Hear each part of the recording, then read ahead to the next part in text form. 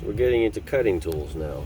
These are something you will have to have because you're going to be cutting things like wire, safety wire, and the other big one is tie wraps. Sometimes you come in handy for other things, but in this case, the three that I'm showing right here, got that one from Snap-on right there. You see the logo. This was one that it looked really nice, especially having that offset head to be able to get in really close and cut things fine. And if you look at, come on, zoom in, you stupid camera. Love the focus on this thing, but you can see how the way the two jaws line up here in the camera, or maybe you can, yeah, they're there. So that was supposed to give me a flush cut and work really well, but like every other tool that I bought for flush cuts, cutting tie wraps in particular, being an aircraft mechanic, you're going to be cutting tie wraps all the time, because that's one of the big things in most aircraft that's holding wire bundles and just about everything else together, where there isn't a screw and a nut or a clamp of some sort.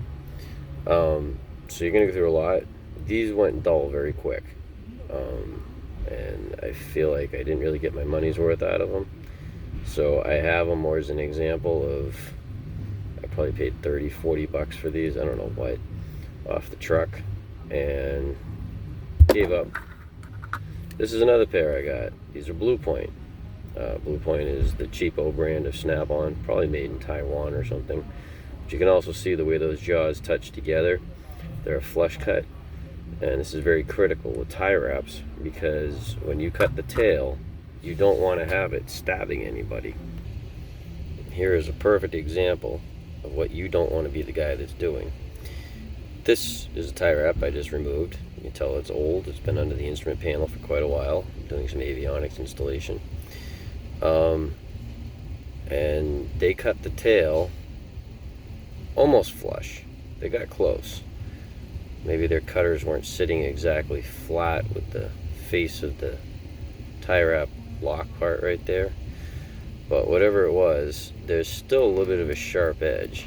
And if you get that on the back of your hand and it cuts it up, especially if there's a whole bunch of them, you're going to want to take a pair of tie wrap cutters and cut that guy's fingers off if you ever find them. So that right there is why you need a pair of cutters that cut absolutely flush when they cut a tie wrap. So to demonstrate, try and hope this shows, but these right here are the cutters that I use. They're like $3 at Harbor Freight. I have a bunch of pairs of them. I think I've broken one in all the time that I've been using them, and they have a lifetime warranty because they are a Pittsburgh tool. Harbor Freight's really good about that. I don't think I've ever bothered. They get dull, I throw them away for $3. I'm really not too worried. But as you can see, the ground face on that side, these are a pair of flush cuts. Flush cuts, you get that tie wrap tail right there, and you want to cut it off flush. So you want to have the flat face of the cutter flat against the head of the tie wrap.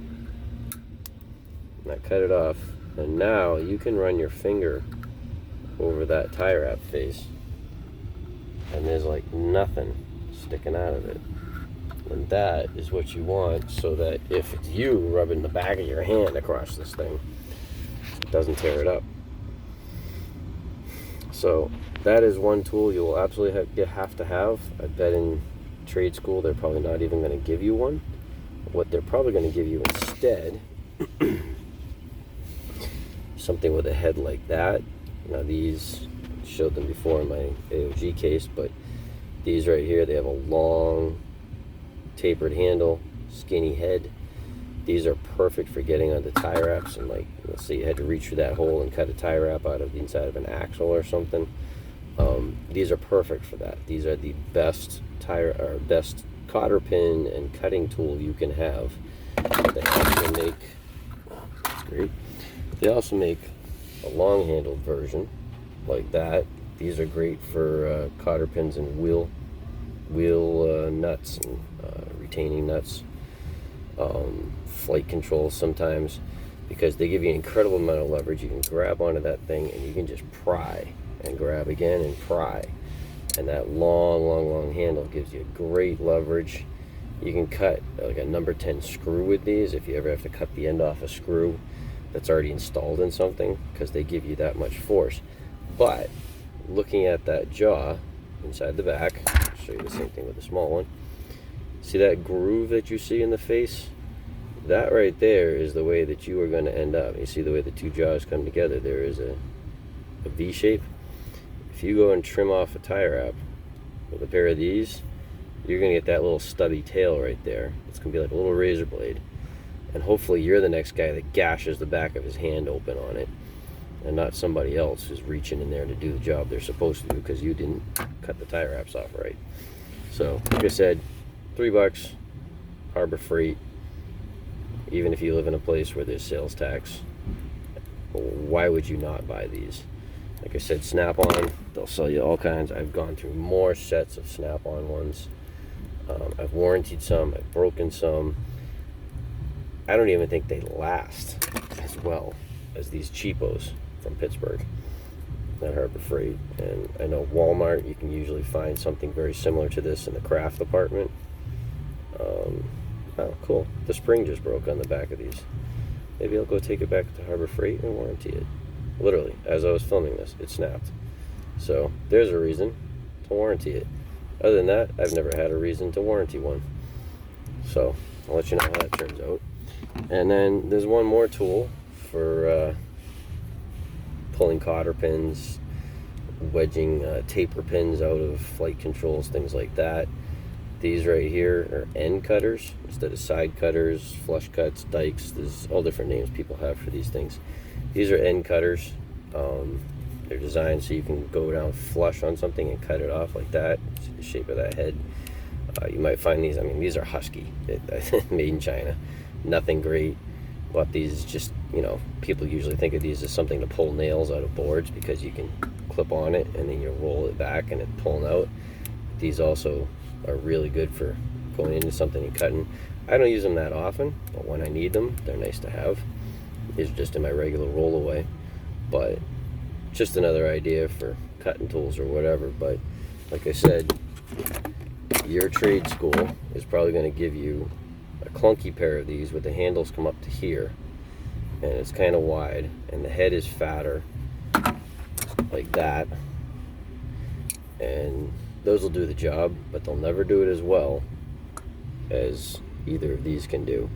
I don't carry one of these with me on the road. I always have one of those with me on the road. And 99% of the time in the hangar, this is what I'm reaching for, unless I'm dealing with a cotter pin inside of a axle or something like that. But just a couple more ideas on cutting tools, things you want to have in your toolbox, and what to get set up with. And if you have a chance to purchase your tools and pick what you want, I went to a school where I just got a set and that's what I got. But if you go to a school where you can pick, go for those, and 100% go look on eBay, because this is my second set. I don't know, I have 2 sets of these anyways, and pretty much anything that's a duplicate I probably got off of eBay, not off the Snap-on truck. Saved about half the cost, so that's absolutely worth it. But no matter what, make sure you get yourself a pair of flush cuts, or everybody is going to hate you, and you'll hate yourself when you slash the back of your hand too.